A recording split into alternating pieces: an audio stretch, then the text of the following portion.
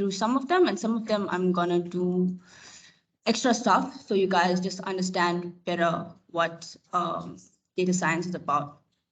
Okay. If I'm going too fast, also please tell me because I talk pretty fast. Okay.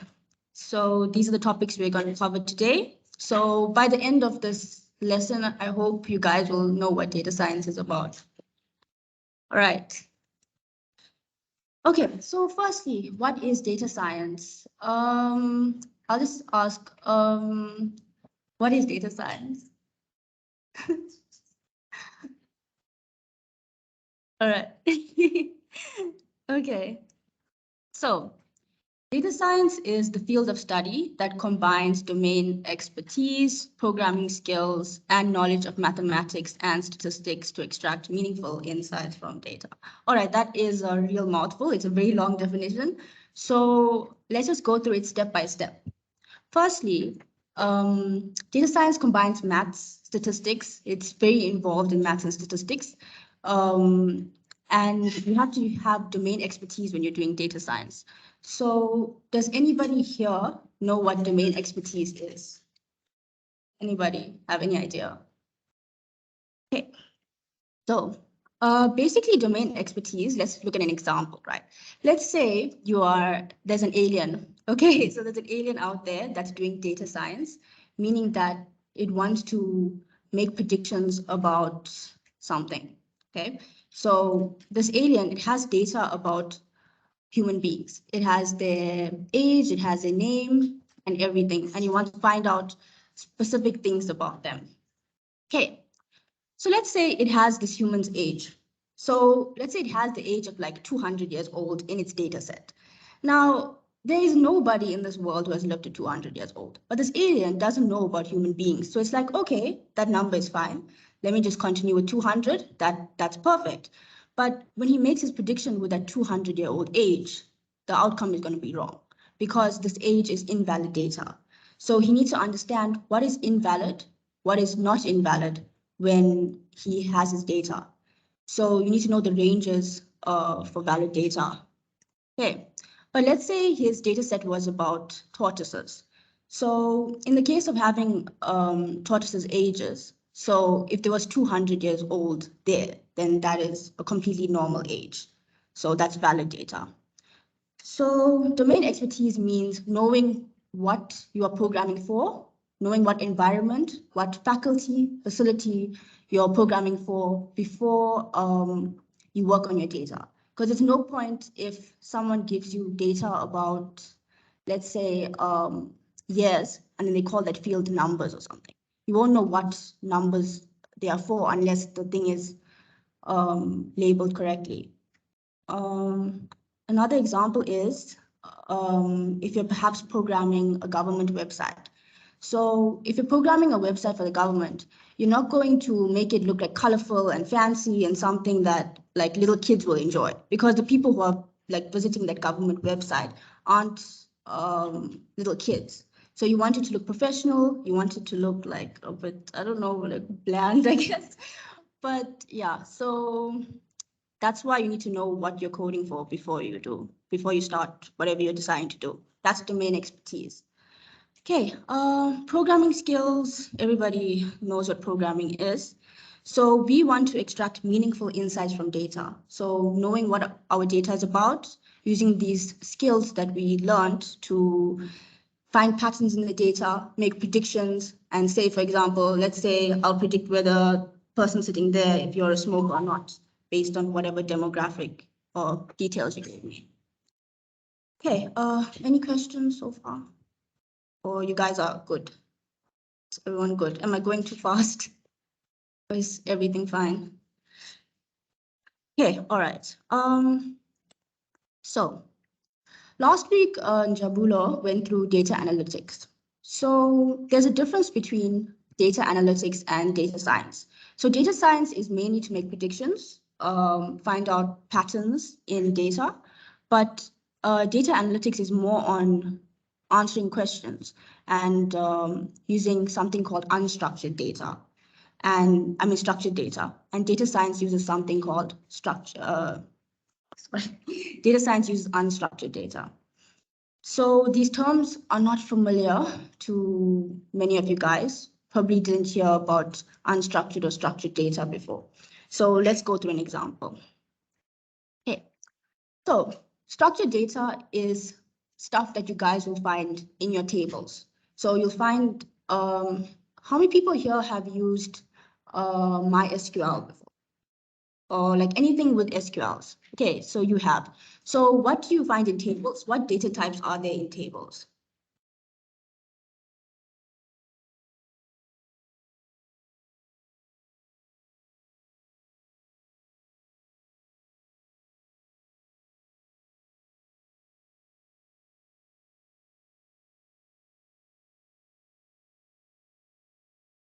Okay, so the person who answered the question said that they were trying to connect to the database using Java. So basically databases, they contain, what would you say, clean data in a sense. Well, not necessarily clean, but everything, yes? So someone in the chat saying that it's text and numbers. Okay, yes. So the person in the chat who said text and numbers, that's correct. So it's like the data is, yeah, it's mainly text and numbers. So that's what structured data is. But unstructured data is stuff like audio, videos, images. So how does a computer understand that when computers only work with numbers? So in order for us to be able to work with things like that, what we decide to do is we have to change this unstructured data to structured data. And that's also one of the things that you do in data science, is you try to change this data in a way that the computer can process it. So on the left here, there is this, what would you say, this fingerprint, these fingerprints, right? So in this first row, these are the things that are originally captured. So these images of fingerprints. So what the computer does, well, not what the computer does, what the data scientist has to do is they need to break these fingerprints into smaller and smaller features or break it down into their pixels or stuff that they can work with. So in the sense, eventually it gets broken down into numbers and such. So that's why, that's how images are converted into something that we can work with. Okay. So what is machine learning? Okay, does anybody know what machine learning is? Or has anybody done machine learning here? Yeah. Okay, so no one has. Yes, we have two people. Well, there's a third person who's not putting his hand up, but yeah. So okay, let's look at this long definition. Machine learning is a type of artificial intelligence that allows software applications to become more accurate at predicting outcomes without being explicitly programmed to do so. Okay, firstly, artificial intelligence. I'm sure you guys have all heard about that. Everybody's like, hey, that's so cool. And they think about robots and stuff immediately, right? So artificial intelligence basically means computers, machines having something similar to human intelligence. So that's our aim. We wanted to kind of copy what humans can do. So machine learning is a branch under that. So machine learning allows software applications to accurately predict outcomes. So as I said, you get data, you want to predict what the label is, what outcome, okay? Yeah, so automatically doing that without being explicitly programmed to do so. So yeah, okay. So there are 4 types of machine learning. So the 4 types that are important is supervised, unsupervised, semi-supervised, and reinforcement learning. Okay. I think there's a question. Hello? Okay, never mind that. So the very first type is called supervised learning. So I just wanna exit from this PowerPoint and I wanna show you guys something. Right. Okay, so when we get in data in the computer, we have something called features and we have something called labels. Okay, so let me just think of a good example. Oh, this looks so bad. But okay, let's pretend like this is, can't even see my,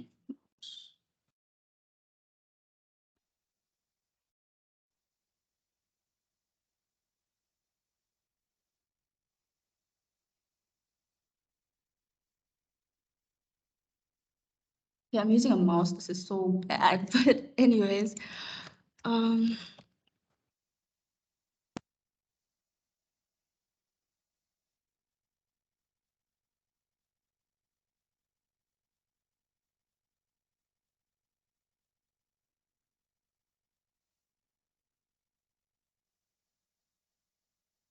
okay, this looks,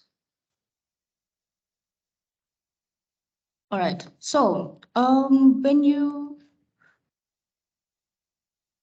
I don't know how to explain this, but basically, let's pretend this is a table, right? This is a very horrible looking table, but it's still a table nonetheless, right?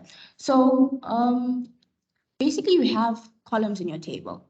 So this is the data that we're getting in. So let's say, for example, I gave you guys all a survey and I said, I want you guys, not really a survey, but like a Google form. And I ask you guys to fill in your name, your age, your grade, which is not a grade anymore since you guys are university students, but let's say, let's just pretend like you're in high school again, right? So your name, your age, your grade, and your school. So that's what N is, your age, your grade, and your school. So everybody fills that in. So there's something called records. So the very first record here will be the first participant who entered their name, their age, their grade, their school, right? And let's say I asked whether that person is a smoker or not. So they say, yes, they're a smoker. Let's say we put a Y there, okay? Yeah, okay, so there's a Y there. Then the next person who filled in the form, they also put in their details and they said that they're not a smoker, right? They put their name, age, grade, or whatever. So this is the data that we want to work with. So if you want to predict if the person is a smoker or not, we have something called labels, which is what we want to predict the outcome. And these are all the things that we're going to use to see if it can help us to predict that outcome. So all of your demographic information in this case, your name, age, grade, school, it's going to help us to link ties between everything and say, okay, this helps us to predict this part, right? So supervised learning, if we continue. Okay, so supervised learning means that we have those labels. That means we have whether the person is a smoker or not. We have the details. But unsupervised learning is when you don't have those labels there. That means you don't know if the person is a smoker or not. You only have their name, age, whatever, and you just automatically cluster people into groups automatically. So the machine itself will end up doing that for you. Then semi-supervised learning is where you have some labels and you also don't have labels. So you want to label everything by using the labels you already have. So we'll go into examples of that. But if anyone is lost, you can just ask, right? Then reinforcement learning is the stuff that you guys, the cool things you guys see, like the robots, the things that basically learn based on rewards. So they can learn from the environment. They can better themselves through whatever they went through already. Okay. So, supervised learning, remember it was about labels. So we had that label part to it, right? So there are two types of supervised learning. One is called regression, where you want to predict numbers, continuous values. So a very good example would be you want to predict house prices. So you have perhaps information about where the house is settled, the previous owners, how good of a state, how many bedrooms, etc. So you want to predict house prices over the years. That's what regression is, working with numbers. Okay. Then you have classification. Classification means we want to predict like a text value in a sense, kind of like, or not a text value, but a discrete value. So you want to predict, let's say, for example, whether something is a cat or a dog or a person. Like as in this example here, you can see it's 100% cat. That means the model accurately predicted that it's going to be a cat. But then here, 97% dog. Maybe the background made the model confused a bit. thinking, okay, maybe it's something else. Then here in this case, because Elon Musk is using a filter, it's like, okay, 14% dog and 85% Elon Musk. And then here it's like, okay, 100% Elon Musk. So these are the sorts of things you guys can do with machine learning. And yeah, so that is examples of supervised learning where we had labels and then we use those labels to help us predict future labels. Okay, while I was making this PowerPoint, actually, I saw something else, another example. So over here, when I put an image into the PowerPoint, then it gave me like an automatically generated description about what the image was about. Like it told me that this is a chart, like a scatter chart. So these everyday things where you guys, like everyday examples, yeah, so these things, you see them around basically. So yeah, there's some type of machine learning algorithm that has a whole bunch of images and it compares these images against what it currently has to say, hey, this is a chart. Okay. All right. The next example is unsupervised learning. So unsupervised learning, as I said, is where you have your data, but you have no labels, but you want to find patterns in them. You want to find groups in them. So on the left here is the example of the unsupervised learning. The right is supervised learning. So I'll just explain that. Okay, so we have this data here that we plotted and it has no labels to it. You can see they're all gray. That means they're not assigned to a specific class. But then after we do our machine learning algorithm on it, then we can split it up into 5 clusters or groups. So another word for clusters is groups. So here it said this bunch here is one group, and then these other ones are 4 other groups. So it identified a pattern, and it was like, okay, so these are close together, so that's why we'll choose them. On the right here is supervised learning. So supervised learning, you already have your labels on them. So this one says, okay, this is group 1 and this is group 2, but you try to find a boundary between them. So you know in the future that that if any new data point, if it comes into the left side here, if it moves into the left side, then it's basically green. And if someone else puts another data point on the right side, then you know it's red. Okay. So supervised learning is making boundaries between the data we already know and find the pattern to distinguish them. And then unsupervised learning is to just group up data in a sense. Okay. No questions so far. You guys are on track or okay. All right. Here's an example, a real life example of unsupervised learning. So you guys, you have used filters and stuff. You've tried using like watercolor filters and stuff like that, right? So in this case here, we'll say it's similar to that, right? You have an image and all of these colors in this image are basically these pixel values. So what the machine learning algorithm did was it grouped up all those pixel values and separated them into different groups using this algorithm called k-means, which I will explain later. But basically, if you choose k to be 3, that means it's going to group up all of the colors in the picture into 3 groups. And you'll see that on the right here is an example where it's split it up into 3 colors. So whichever colors or, well, basically pixel values were similar to each other and there was a pattern between them, then it grouped them up. So you can see that the palm tree is very distinguishable from the background. Okay. Then we're on to semi-supervised learning. Okay. So semi-supervised learning is where you have labels, but you also don't have labels as well. So not everything is labeled. So an example of where you'd, so the way this works is you have that partly labeled data. So you have some data that was already labeled. So you extract that and use that to make a model. So you make a predictive model on that.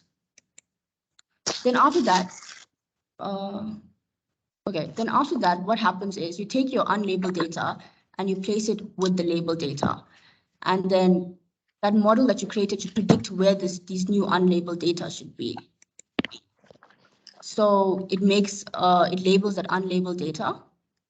and then you make another model again, now that you've labeled the data. Okay, so it's continuously taking new data, recreating the model constantly. And real life examples of that is in speech recognition. So if there's a new person that you need to identify, and there's a new person that you that needs to that the computer needs to recognize, then it continuously rebuilds the model to identify that person. Okay, then the example 2 is web content classification. So have you guys ever wondered, like there's so many new websites being added to Google all the time. So how do we know how Google searches? So what Google does is there's no way that a single person or people working for Google can always check what website is coming up and what type of website it is. So what Google does is it uses SSL to classify websites automatically. So every new website that comes in, then it rebuilds the model, and it basically uses it to reclassify, to quickly classify things automatically. Okay, then the third thing is text document classification. So when there are like large amounts of text that needs to be separated by genre, by type of basically the genre and important things, right? Then we use text document classification to basically split them up. Okay, yeah. So the next thing is reinforcement learning, or basically the final thing from the 4 types of machine learning. So reinforcement learning is, let's look at a real life example. Okay. When you guys were kids, let's say, for example, you learned how to walk. So when you're walking, if you fell down, you really didn't, you didn't want to fall down again because it hurt. So you try your best to walk better and basically take your steps better. In the case, like, let's say, for example, you touched a hot stove plate, you would never want to touch that hot stove plate again because it hurt. So you always make sure that you want the positive outcome. So this is the way that robots work, or in a sense, agents work. So, but we'll just talk about robots because it's a bit easier to understand for everybody. So let's say in the case of a robot, you can program that robot to only want positive things. Like, for example, we want the snake, for example, in the snake game, to eat the apple. But if it eats its tail, then we lose. So the snake will always be programmed not to eat its tail.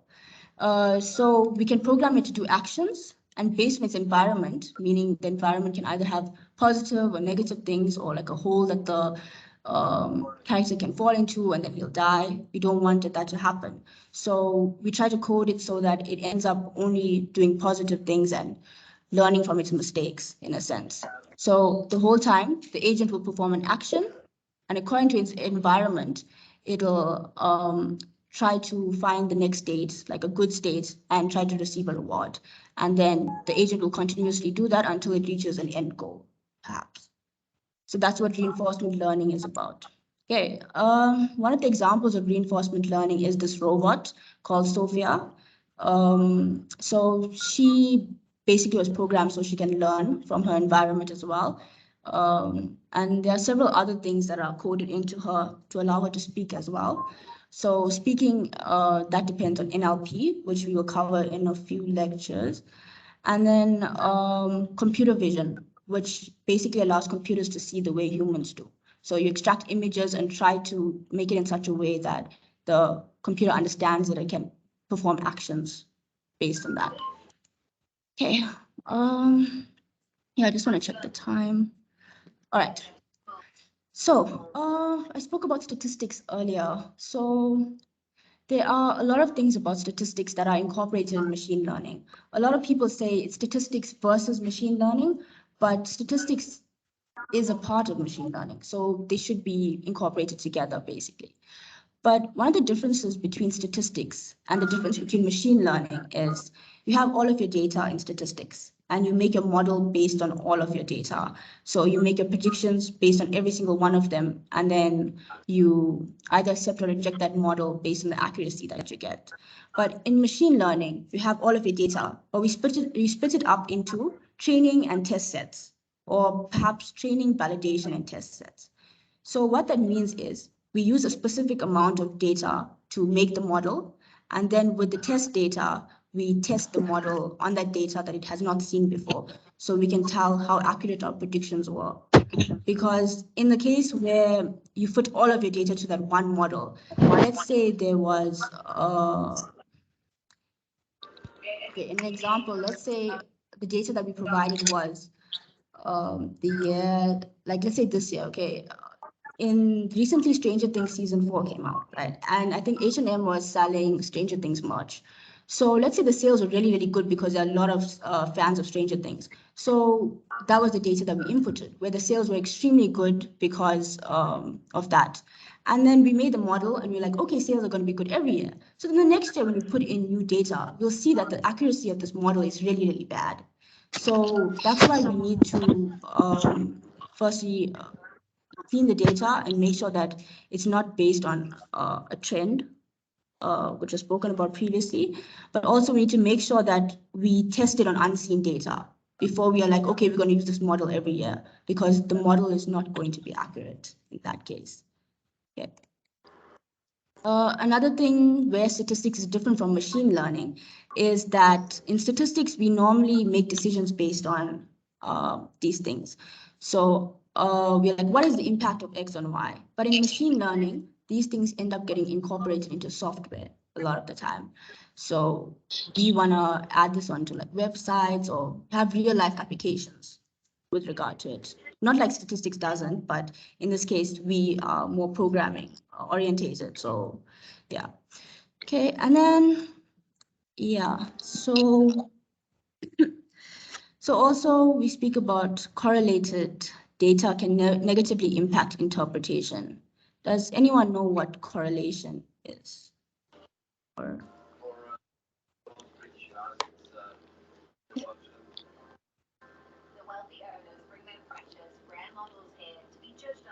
you say you have data, basically testing how one independent variable affects the other variable. So when you continually inserting your data, you're seeing how they basically act together. So I could say that's correlation. Yeah, so that's true. So if I give an example, right? So let's say this was our data, the name, and okay, let's say the age. Okay, no, this is a bad example. Okay. So let's say we had some features here. Let's say I had a feature, let's say it was my age and my income, right? Okay. So correlation means if how related these two variables are. So let's say the lower your age, the lower your income is, or let's say the higher your age, the higher your income is. So that means that there's some sort of relationship between these two variables, in a sense. So that's what correlation is. But in statistics, we don't want that, especially between the features, because if these two things are related, then it makes it really hard to predict things. But in machine learning, it's okay, because we can work with that sometimes, and sometimes it helps us with our predictions. Okay. All right, so we have some useful terminology. There's some formulae there. I'm not going to go in depth with them because I think these, like the mathematical parts, they take time to explain. So I'm just going to explain what they are. So there's something called variance. So, wait, sorry.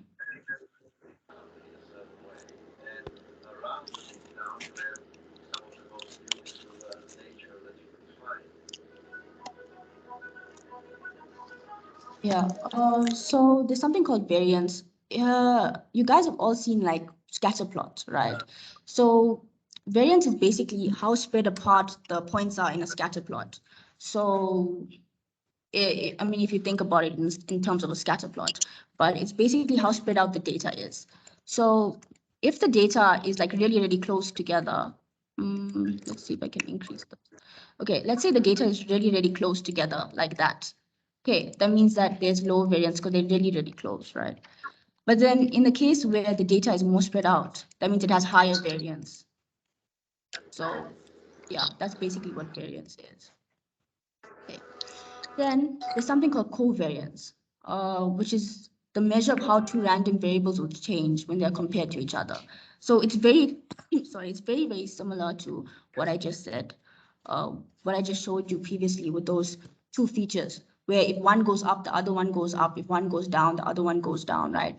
But the problem is covariance only returns a positive or a negative number. So if the number is positive, that means that both those variables increase while the other increases. If the number is negative, they both decrease when the other decreases, and yeah. So yes.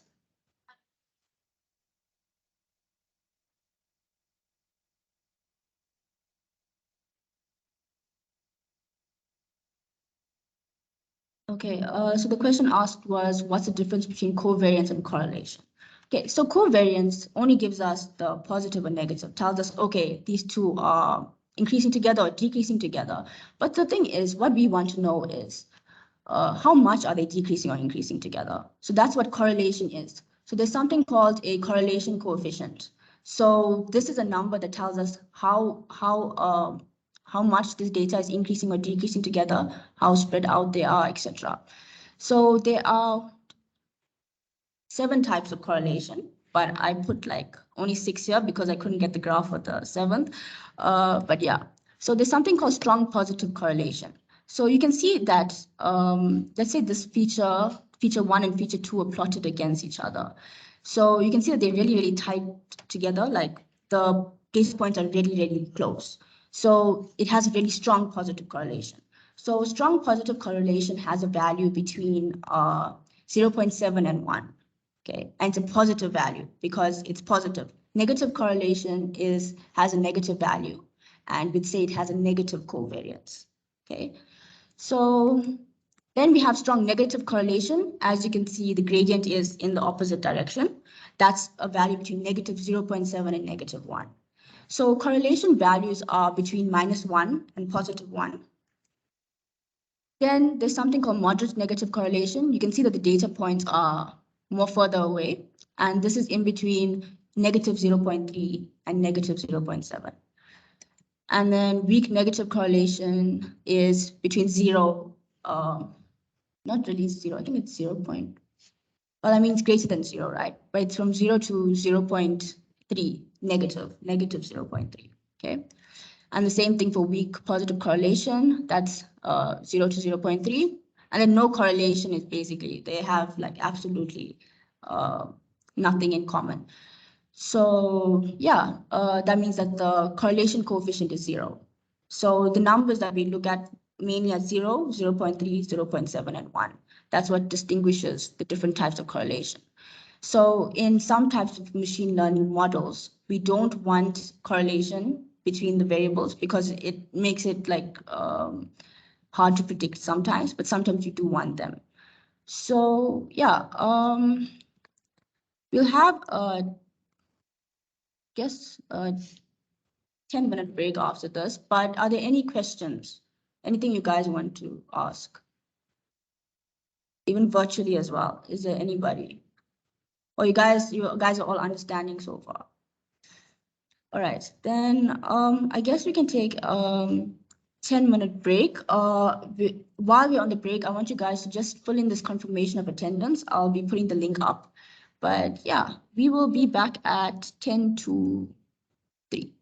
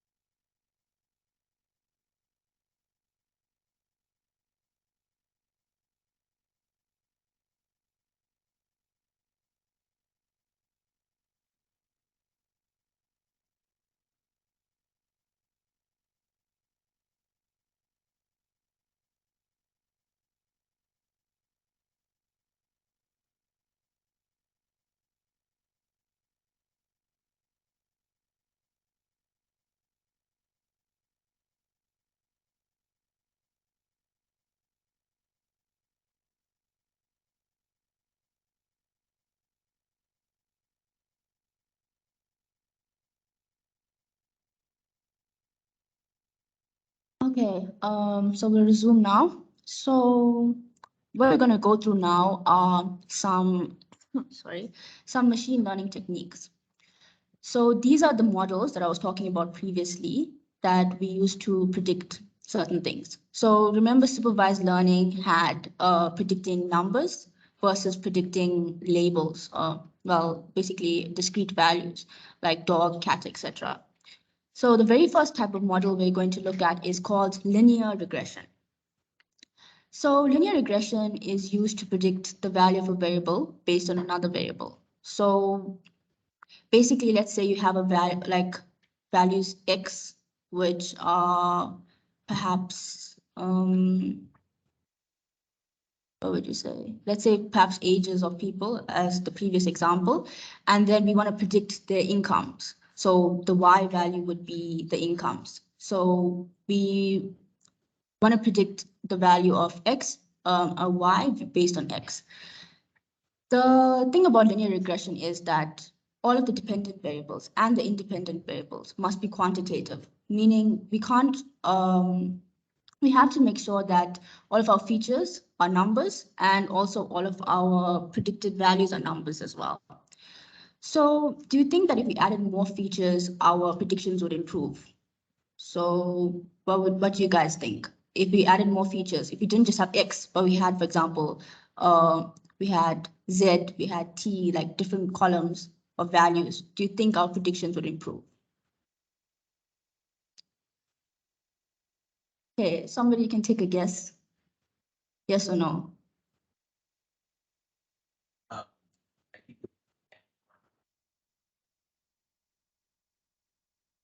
why trying to predict why if there's a strong correlation and then the prediction.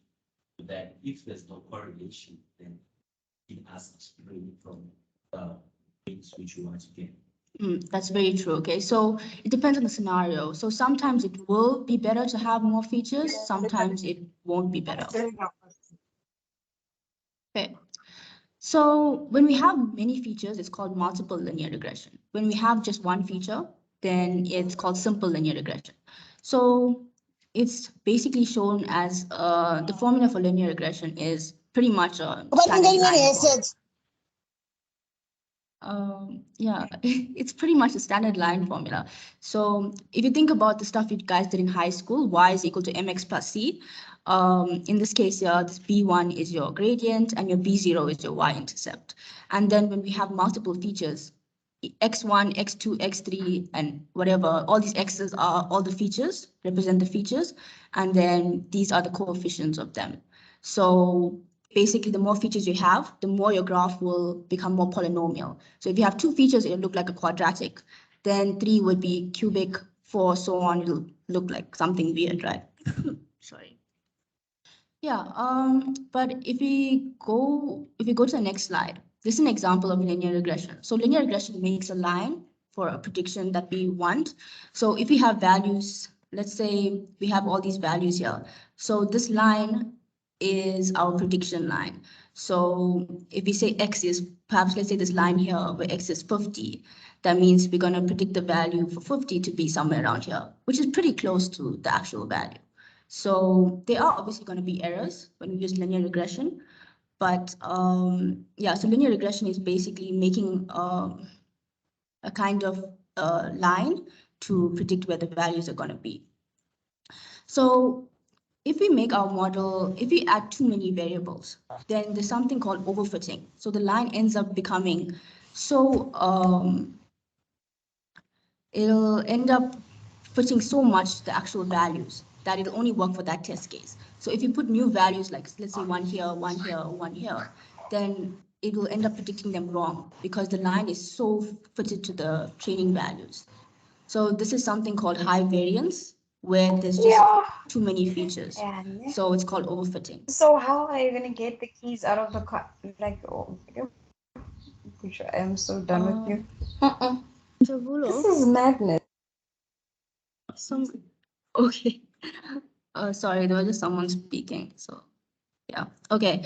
Then there's something called underfitting, is when we have too little features. So your model is basically too simple. So let's say I required, in this case, I required a quadratic one. So I needed to basically, what would you say? Yeah, so sorry, let's get this.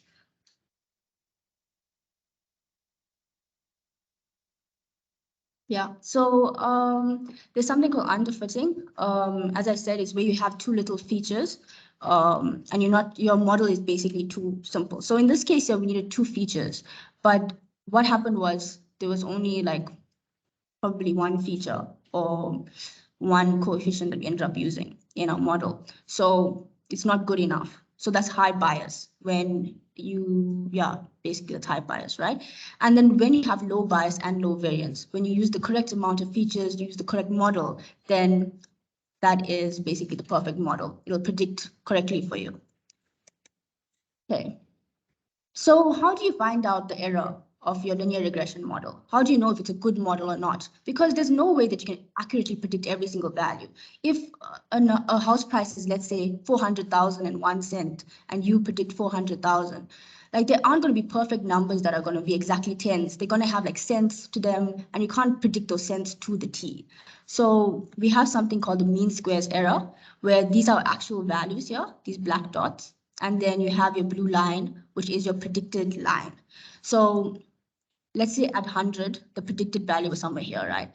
So then we take the difference between the actual value and the predicted value, and we use this formula here to calculate the error. So we want to decrease this, this amount that comes out from there as much as possible to have the best model. Okay. So that was basically linear regression, which was predicting continuous values. So the next type of thing we're going to move on to is another model. So this model is called logistic regression. So logistic regression is used for those types of examples where I showed you Elon Musk, the cat and the dog. So this allows us to predict, this uses us to predict the those values, like classes, basically. So it allows us to do binary classification. Okay, can someone explain what binary is?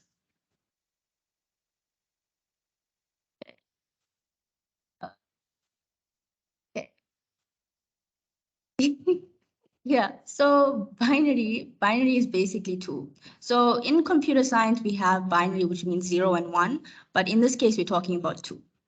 So that means we can have 2 class classification, meaning we can classify, let's say, for example, a cat or a dog. Then there's also multi-class classification, which means we want to classify many classes, so more than 2, basically. One of the nice things about logistic regression is it's resistant to overfitting. So you can't make a model that's too complex and fit entirely to the data. And another thing is it has a linear decision boundary, which I will explain in the next slide. Okay. Not the next slide, the slide after that.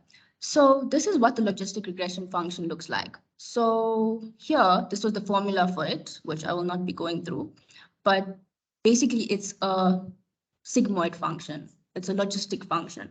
It makes use of this Euler's number, I think. I think that's the Euler's number, but yeah. So it eventually ends up giving you a graph that looks like this. So what are the outcomes of this formula? So this formula gives you a probability of how much something, how much those classes will tend to be what you want to predict. So it'll give you a probability estimate between 0 and 1. But it's up to you to decide. Maybe 0 to 0.4 is cats, 0.4 to 1 is dogs. So you decide the threshold. You can even say, okay, let's see if we have a high accuracy if I choose it to be 0.5, 0 to 0.5 being cats, or 0.5 to 1 being dogs. Okay. So graphically, we'll see it like this, right? This is our sigmoid function. All of our values will end up being on this curve here. They'll all have some sort of probability estimate. And we decide a threshold value. We say, perhaps we want 0.2, all the values before 0.2 to be dogs, or all the values above 0.2 to to be cats. Or in this case here, they made the threshold value 0.5. So you mess around with this threshold value until you find one that gives you a high accuracy, that is correctly identifying what you want. Okay, and if you graph this, you'll see that there's a linear decision boundary. So if you make all of the cats that you decided work, all of the values that you decide to be cats and all the values that you decide to be dogs, then you'll see that there's basically some sort of boundary that separates both of them when you plot them. Oh, sorry, that was a notification. But yeah, so but there's a problem with this, is when you have a linear decision boundary, let's say you wanted the boundary to be a bit curved. Let's say in this case here, there are some values here that are blue, that were actually blue, but this boundary split them in half. And it says, okay, cats are only here, dogs are only here. But there are some cats here that are in this dog region. So we'd want the boundary to look like a bit curved. But that's an issue. So sometimes logistic regression isn't the best method. So there are some other methods that give you a non-linear decision boundary, which leads us to something called k-nearest neighbors. Okay, so there are multiple types of methods that allow you to classify things, and this is one of them. So just like previously, the logistic regression function allowed you to classify between cats, dogs, etc. This one here will allow you to also classify. This is actually quite an easy thing.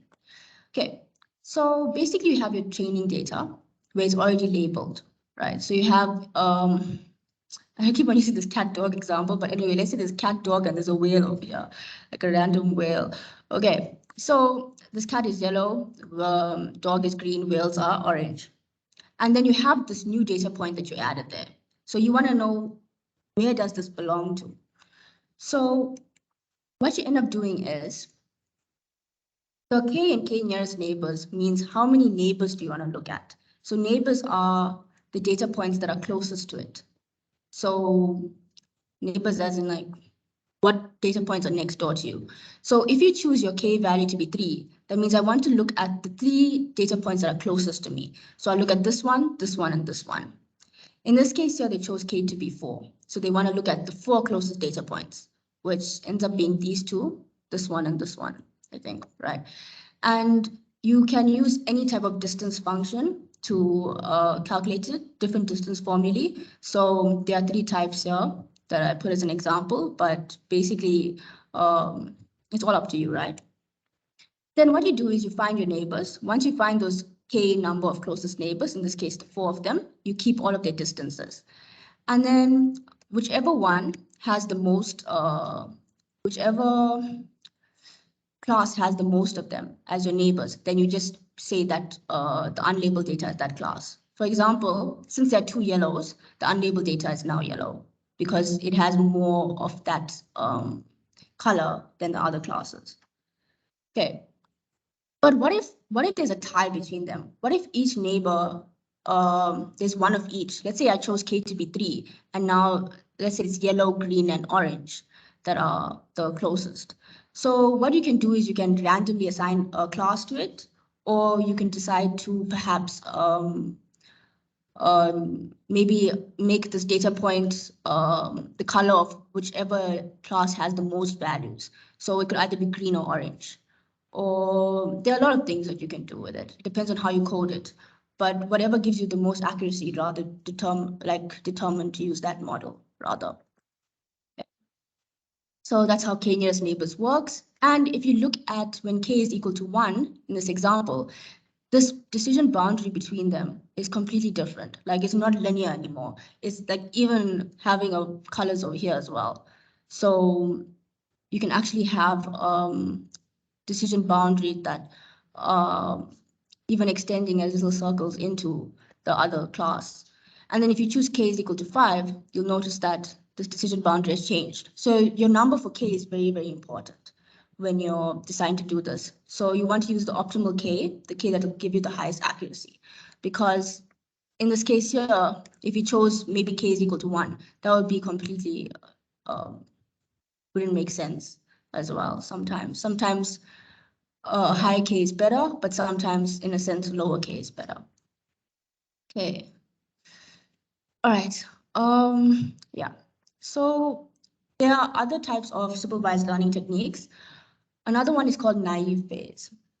So naive Bayes is used in NLP, natural language processing, which will be covered in the later master classes. So I'm not going to go in depth with it. It's very highly probability based. So I'm personally not a big fan of explaining probabilities and statistics and stuff. So yeah, but I'll leave that to Jabulo, who will be doing the class. Yeah, but yeah, so naive Bayes is also a classification algorithm. It's like very, very popular in terms of text filtering. So if you have a book or something, you like to, I mean, it's just very good for text filtering, but I'll talk about some examples now. But you can use it for binary problems and multi-class classification problems.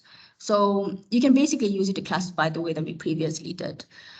But I want to ask you guys, who knows what sentiment analysis is? Yes. Okay. Anybody virtually? Okay. So sentiment analysis is where you collect data, maybe social media, surveys, find out how people are feeling about your product. It's either as bad or right. So you research into those, let's say, conversation to find out how people are feeling. That sentiment is how you feel, right? Analysis is just analyzing those whatever data you have and trying to analyze the sentiment. Yes, so that's correct. Did everyone hear that virtually as well? Okay, so basically, if I repeat that in a sense, basically sentiment analysis is where you're given text and you want to find out the emotions of somebody behind it.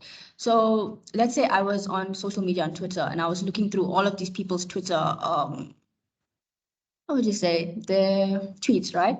And then I was trying to filter them by people who are angry, people who are happy or sad. Like generally, for example, let's say if you see swear words, you would think, okay, maybe someone might be angry. So then perhaps things with swear words have like a higher chance of being angry. But obviously people also use them when they're like excited or something, right? But still, yeah, so that's what sentiment analysis is about. And naive Bayes allows you to do that. Then spam filtering is also used in naive Bayes. So basically whatever text comes in, I'm sure you guys have seen that these emails have been going to the spam folder continuously, right? So what these, the programming behind these emails are, it checks the text that are, basically checks all the text in that email and checks for commonly used spam words. So if there's like a certain percentage of spam detected in that email, then the email gets sent to spam. And then there are recommendation systems as well, which yeah, when you want to get recommended something, then certain probabilities associated with it. Okay, so that was basically naive Bayes, which is actually pretty interesting, but there's a lot of probability involved and it'll take too long to explain it. But it will be covered later in NLP. So neural networks. I heard about this a lot when I was in my second year of computer science, but this is basically like, I would say, one of the big guns in machine learning. This is very widely used a lot. So neural networks can be supervised, but it can also be unsupervised. Supervised meaning we can use it to classify, as I said before, but and make predictions on anything, but also it can be used as unsupervised to group things up. So this is a very, very big branch, so I won't be covering it in depth. But if you guys are planning on following it up, there are a lot of YouTube videos about it. And there are different types of neural networks. There's something called a convolutional neural network, which basically takes images and gives you predictions out of it. And there are normal probabilistic neural networks. And yeah, so basically a neural network it was fashioned after the human brain in a sense. So the reason why it's called neural is because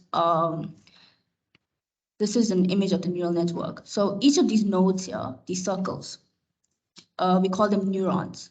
So it's supposed to like imitate the human brain's neurons.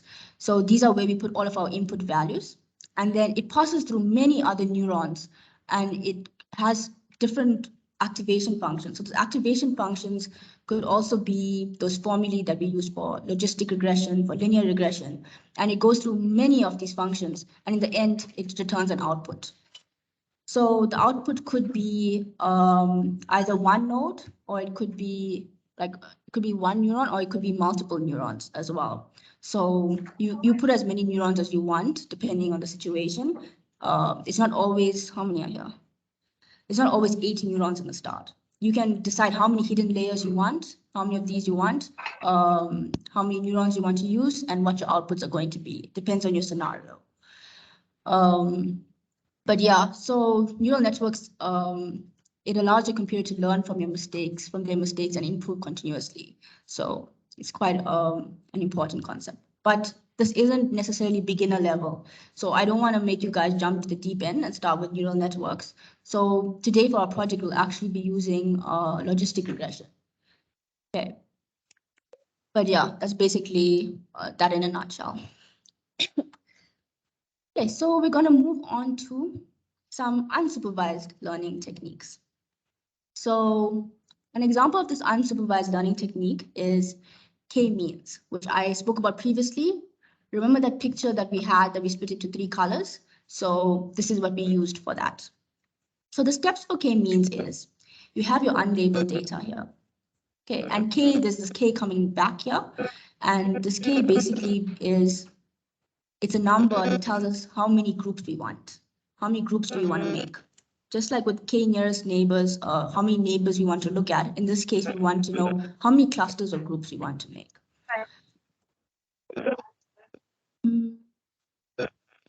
So in this case here, this person shows k is equal to 2 in this example. Sorry, there's someone speaking.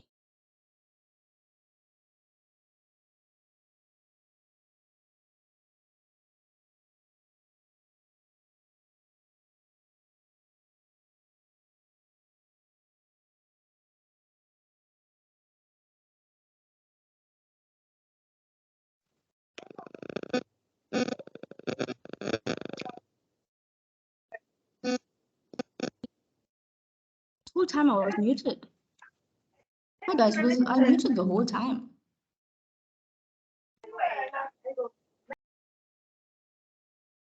Oh, okay. All right. Okay, so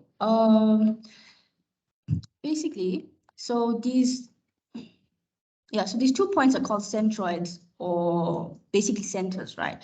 So they are used to represent the center of our data in a sense. So what we do is each point you can randomly assign it a value, like randomly assign it somewhere on this plot, or you can give it a specific position on the plot. So what it does is, let's look at this left one. So you take all of the points that are closest to this left one, and you assign it to this center basically. And here on the side, all the points that are closest to this one, you assign it to it as well. So you'll see that all these points on the left here are red, and all these points on the right are blue. Okay. And then what happens afterwards is, once you have all of these points, then you try to find the mean between these points. So you have these points here, you don't care about the center anymore. The center was just to locate where the clusters were. So you'll see that this red point, there should be a new mean. That means a middle value between these two. So the center of this cluster is somewhere around here, right? And the center of this blue cluster is somewhere around here. So what we do is we reassign our centroids to be those values. So the center of this red cluster ended up being here, and the center of the blue cluster ended up being here. So our centroids ended up moving. And then we then find the nearest values to it once again. So the nearest values to that, that centroid is now this portion. And the nearest values to this centroid is now this portion here. And then we keep on doing that. We keep on finding the middle of these portions that we determine. We keep on doing that until the centroid doesn't move anymore. So that's how we get our clusters. I don't know, was that a bit confusing? Are you guys following, or should I re-explain?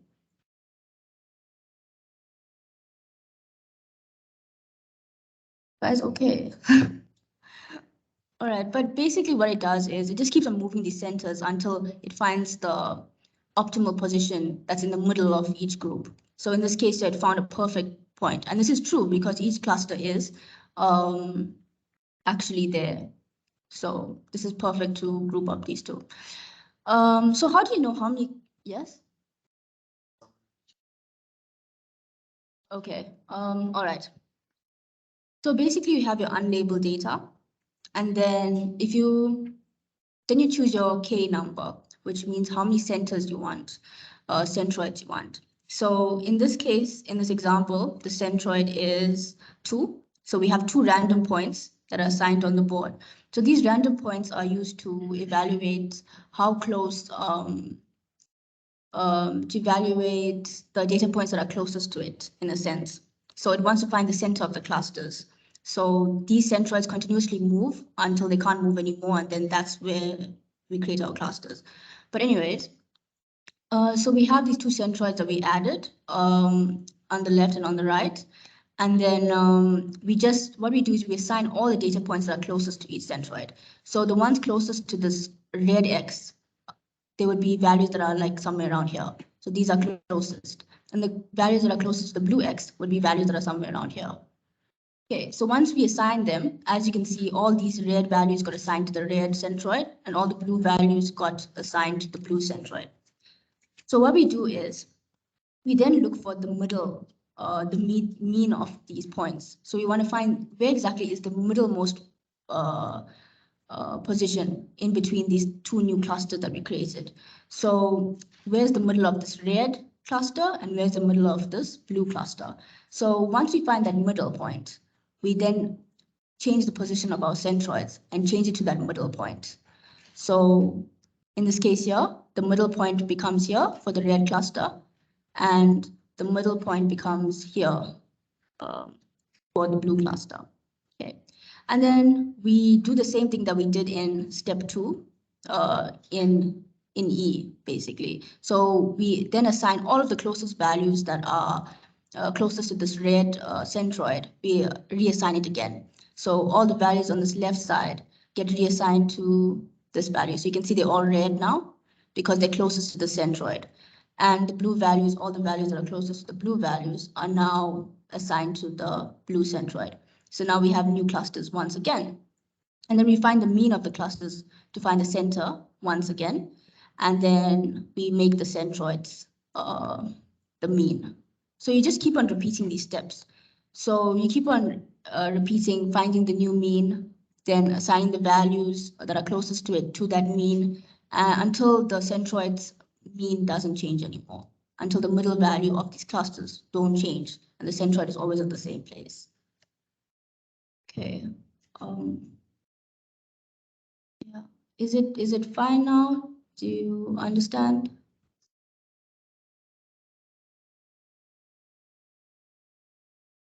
Okay.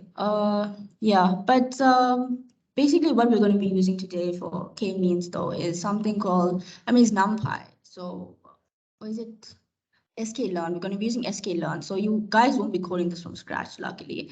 But if anybody here is doing computer science, you guys will be forced to do this from scratch for like all of these methods. So yeah, but it's good to know the logic behind it because you don't want to just use something without understanding how it works. But if I still haven't explained very well, there are a lot of resources on k-means, so you guys can have a look at it.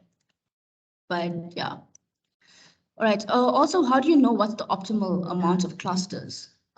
There's something called the elbow method, which basically plots a sort of like, what type of graph is that? Like a log function, kind of. Yeah, but anyway, like it's like a graph that looks like this. And basically where the graph slowly turns, okay, let me draw it actually.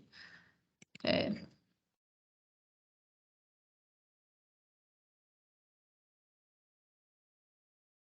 What's happening?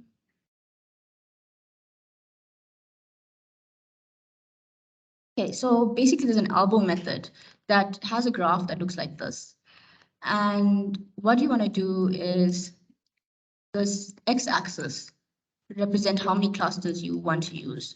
So where the graph slowly becomes like it slowly changes, which is basically the elbow of the graph.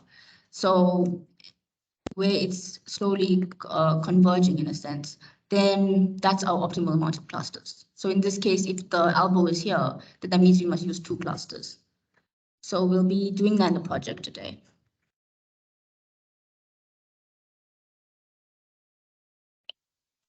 All right, so that's k-means.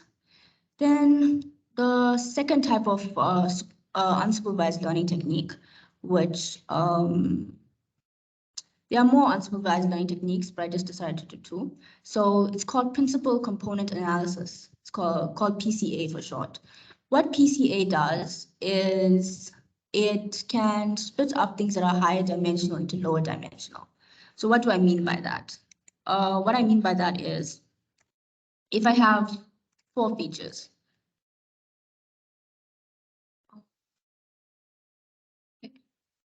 So if I have 4 features like that name, age, grade, let's say date of birth, right? Let's say these 4 features are like they're too many features, just like yeah, just to say too many features and then just messing it up. Like we want to use less features than we want to plot. So PCA reduces these 4 features into a lower number of features. So we can create a completely new type of feature, like let's call them feature 1 and 2. So we can change 4 columns to 2 columns, but it still takes into account the values of the other features. So you don't really lose anything when you use PCA, but instead these features get incorporated into each other. So it uses an unsupervised learning technique to group these features together such that we have a lower number of them. Okay. So PCA, if you guys are planning on going into data science, or it's really used in exploratory data analysis. So whatever Njabulo did last week, it's really used in data analysis. So it's an important part of data science. You can also use PCA to compress things. Like imagine, like let's say you guys used a zip folder. You guys have noticed that the size of the folder has decreased. So you don't really lose anything, but you just decrease the amount that's being used. So that's where PCA comes in. It took a huge amount of data and it made it smaller, but it's still the exact same thing in the end. You don't really lose out on any data. Just like when you send pictures on WhatsApp, you'll notice that the pictures are very bad quality. I mean, they're poorer quality, but you can still see what it's saying. So yeah. Then also data denoising, it's also used in that regard. Okay, and there's some steps for PCA here, but I won't be going through how it's done. But I just wanted you guys to just know the basic concept of what PCA is. So semi-supervised learning and reinforcement learning, I will not be going through techniques for that. For one is that SSL, semi-supervised learning, I haven't actually encountered it in my degree. They haven't really taught us that, I think. I don't remember. But reinforcement learning, it's actually quite complex. So there are a lot of, you have to have like a really huge foundation of machine learning to continue with reinforcement learning in a sense, I guess, but it's just a bit more complicated to explain today. So if you guys are interested, then please go through reinforcement learning techniques. But as I said, I'm also an honor student, so I haven't actually completed my reinforcement learning course. I'm actually learning it this semester, so I can't really go through it properly with you guys. Okay, so we'll move on to hypothesis testing. So hypothesis testing is basically something where you have your model and you're like, hey, is this the right model for this job? Like, is this model performing properly? You want to compare models and see whether they're better than the other. You want to see whether your parameters are correct or such. So you use hypothesis testing for that. Okay. So the steps for hypothesis testing is you have your data, you prepared it, you cleaned it and everything, right? And then you made your model. So you made your logistic model, your linear regression model, and so on. So then what you do is after you made your model, then you make a hypothesis. For example, you say, okay, I'll go to an example though about the hypothesis, but basically, how do I explain this? Okay, I'll explain probably in the example later. But once you make the hypothesis, you basically try to prove that hypothesis right or wrong. The hypothesis is basically a question. So you could be like, is my mean supposed to be this? Are these two models getting values from the same distribution, stuff like that. So you want to check that both the models are working on correct data. So for example, let's say you made another model, but by accident you change the data in such a way that it's wrong. So you want to compare two models and see that they are what you intended them to be, and they're both working off the same thing. So the accuracies are relevant. Then the final step is based on your test outcome, the test outcome, then you want to refine the model. So you want to change your model based on whatever happened there with hypothesis testing. Okay, so the steps for hypothesis testing are actually, it looks like a lot, right? But it's pretty straightforward, especially when you use things like sklearn and stuff. So they do it automatically for you. You don't have to do it from scratch. So basically, firstly, you create a null hypothesis, which is the claim based on the data. So an example like that is, I see my data has a mean of 57, and then you create an alternate hypothesis, which is the claim you want to be true. So your null hypothesis was the mean is 57, but I want to prove that I want my mean to be like 70 or something. So that's the alternate hypothesis that you have. So we then have something called a significance level, which is normally set to 0.05. So don't worry about that for now. I'll explain a bit later. So there are different types of tests that you can use based on your situation. So if you're comparing models, you'll use a certain type of test. If you're trying to find out if a graph is stationary, non-stationary, which I'll explain later, you'll use a different type of test. So the scenario or the situation or the model that you're trying to test, it depends, like the test statistics will change. So there are certain types of tests. Examples of them are called Z-tests, T-tests, F-tests, etc. So all of these tests, what they do is they return something called a p-value. So this p-value is compared against your significance level that we spoke about earlier. So if your significance level is set to 0.05, then we compare if p is less than 0.05, then we accept our alternate hypothesis. So that mean that was, I think, 70, I said. Yeah, so in this case, if the p-value the test returned was less than that, we reject the original one and we accept our alternate one. And if the p-value is greater than that, then we don't have enough evidence to reject that null hypothesis. And so the null hypothesis is basically like accepted in a sense, but yeah. So I want to show you guys an actual scenario with it, but are you guys following so far? Okay. No, next. All right. Okay, so let's look at a real life scenario. So last week, Jabulo spoke about time series data very briefly. So it's where you have like a trend, a statistic, so like trend, seasonality and stuff in graphs. So there's something called stationary time series and non-stationary time series. So a stationary time series graph is basically some sort of value that's plotted against time. So let's say this was sales of shirts or clothes at H&M, right? And we'll look at it according to a certain time period. So that's what a time series graph is. So a stationary time series graph is a graph, well, not really a graph, but I mean, basically values, right? But in this case, they graphed it, right? They graphed the values. But the values of a stationary time series has these values constant with time. That means its mean is constant, its variance is constant, and its covariance is constant. So as you can see, this graph is looking perfect. It looks like a perfect sine graph, basically, because it has like its amplitude is the same, its period is the same, and so on. So that's what a stationary time series is, and it's every single, I don't say every single, but it's data scientist dream to use a stationary time series because it helps with predictions. Yeah. right? Then a non-stationary time series is when you have a trend. So perhaps as Gugu was saying last week, she was saying that, for example, let's say certain things are in fashion, certain things are not in fashion. And as you can see, the sales are increasing depending on whatever trend was there at that point, right? So this graph is not looking like a perfect sine graph anymore, it's increasing. So a non-stationary time series will sometimes exhibit a trend. It will have a variance of series, okay. The variance of the series is a function of time. That means the variance is not constant. So as you can see, this amplitude is constantly changing. So the variance is alternating. And we want variance to be constant in a stationary time series.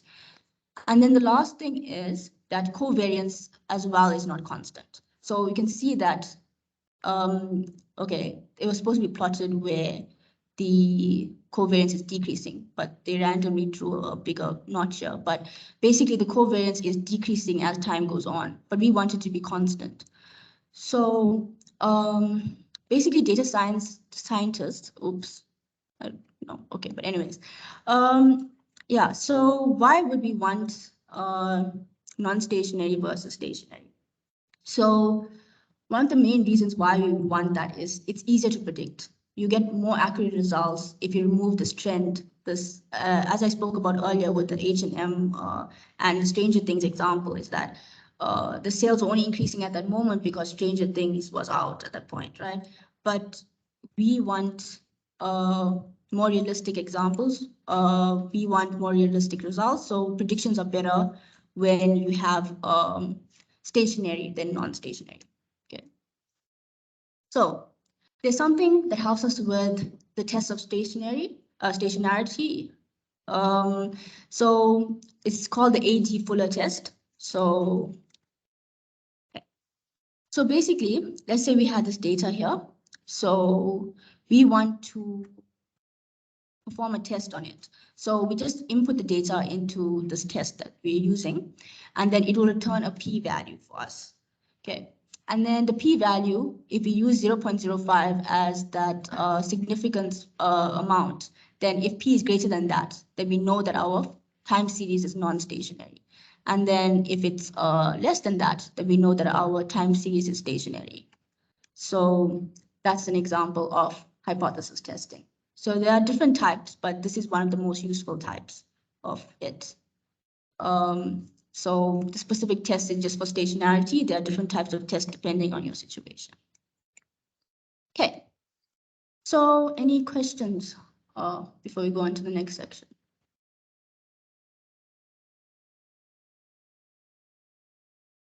Everyone's following so far? Everyone's fine. All right, so we're going to go through to the last part of this PowerPoint, and then we'll have a break after I'm done with the PowerPoint, right? And then we'll come back and we'll start on the project. So you guys must have your laptops ready. There are plug points underneath, under your chairs. And if you don't have your laptop, just sit with somebody who has a laptop and you guys can work together. Oh my God. Yeah, but anyways, so how do you know if your model is performing well? Okay, so we're going on to evaluation metrics now. So how do we know if a model is performing well? So we have several evaluation metrics, which allows us to determine how good or not a model is. Some of these are listed here. I have not seen some of them before, and I've seen some of them before. So we're going to be talking about the most commonly used ones, which is the bullet point 1 and 2 here. So there's something called a confusion matrix, and there's something called an F1 score. Confusion matrices you guys will handle and deal with a lot in machine learning. So I just want to change to Microsoft Paint now and explain what it is. Oh no, actually. So you see these four, wait, I'll just explain from here. Okay, so you see these four things here. So just ignore these corner parts. So this is basically a confusion matrix. So depending on how many things you're checking against each other, your confusion matrix will become a matrix of that. So if you're comparing two things against each other, then it'll be a 2 by 2. But that's a very bad explanation. So let's actually look at it with me drawing it.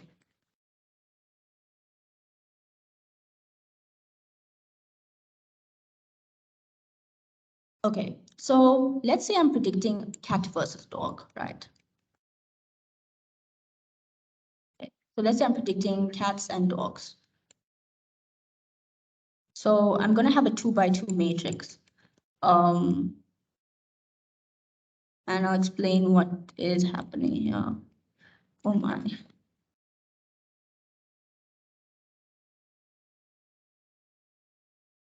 Okay.